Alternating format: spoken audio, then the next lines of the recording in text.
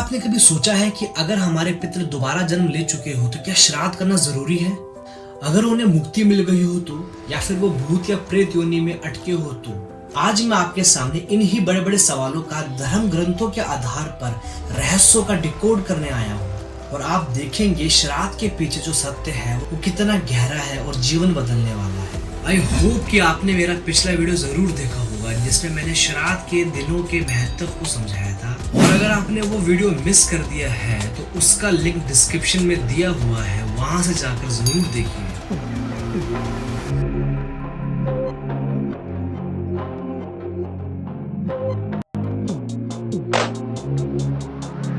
नमस्कार दोस्तों, और दोस्तों श्राद्ध स्पेशल के इस एपिसोड में जुड़ने के लिए धन्यवाद। आपको जानकर बहुत ही हैरानी होगी कि मैंने एक छोटा सा सर्वे किया जिसमें मुझे कुछ बड़े बड़े सवाल मिले, और मुझे लगता है कि ये सवाल आपके मन में भी जरूर हो। आइए जानते हैं सवाल और उनका रहस्य। तो पहला सवाल ये है, हर मरने वाला क्या पितृ बन जाता है? तो इसका उत्तर है नहीं, हर मरने वाला पितृ नहीं बनता। तो इसका अर्थ ये है कि मृत्यु के बाद आत्मा अपने कर्मों के हिसाब से योनि प्रदान होती है। तो हर आत्मा को अपने कर्मों के हिसाब से पितृ या प्रेत योनि प्राप्त होती है।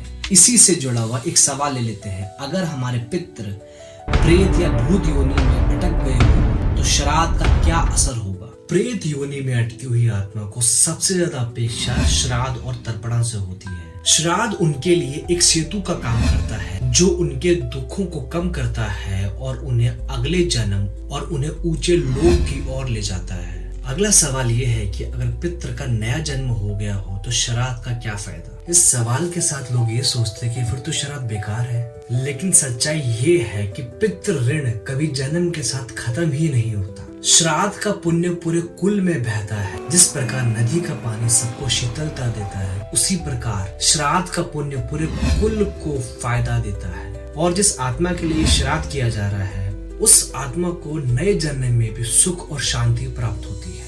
इसी से जुड़ा हुआ एक और सवाल, अगर हम जिस पितृ के लिए श्राद्ध कर रहे हैं और उस पितृ को मुक्ति मिल चुकी है तो श्राद्ध से उस पितृ को क्या लाभ होगा? ऐसी स्थिति में श्राद्ध का पुण्य श्राद्ध करने वाले व्यक्ति को और उसके पूरे परिवार को मिलता है। इसलिए कहते हैं कि श्राद्ध करना कभी व्यर्थ नहीं होता। दोस्तों, आपको इंडिया की तो फर्स्ट लाइन ऑफ डिफेंस के बारे में पता ही होगा, BSF।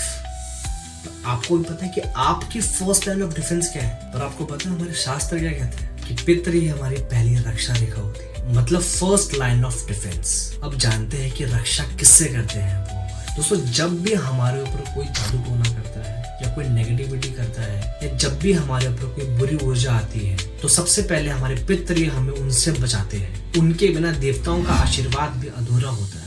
तो दोस्तों, जान तो गए होंगे श्राद्ध करने का महत्व और पितरों को याद करने का महत्व। उनसे हमें सुख, शांति, समृद्धि, सिक्योरिटी और क्या चाहिए आपको, ये सब कुछ मिलता है। और जो लोग उन्हें भूल जाते हैं उनके जीवन में रुकावट है तो पर कहीं ना कहीं इन सब का सामना करना। दोस्तों, चाहे पितृ ने नया जन्म ले लिया हो या उन्हें मुक्ति मिल गई हो या वो किसी और अन्य योनि में हो, वो हमेशा हमारे साथ रहते हैं। उनका सूक्ष्म शरीर सदा हमारे ऊपर ब्लेसिंग्स देने के लिए रेडी रहता है, और उनका आशीर्वाद लेना हमारा सबसे बड़ा पुण्य है। लोगों का अक्सर ये कहना है कि श्राद्ध के समय कोई भी शुभ कार्य नहीं होता, जैसे कि विवाह, घर प्रवेश या कोई भी अन्य चीज नहीं खरीदनी चाहिए।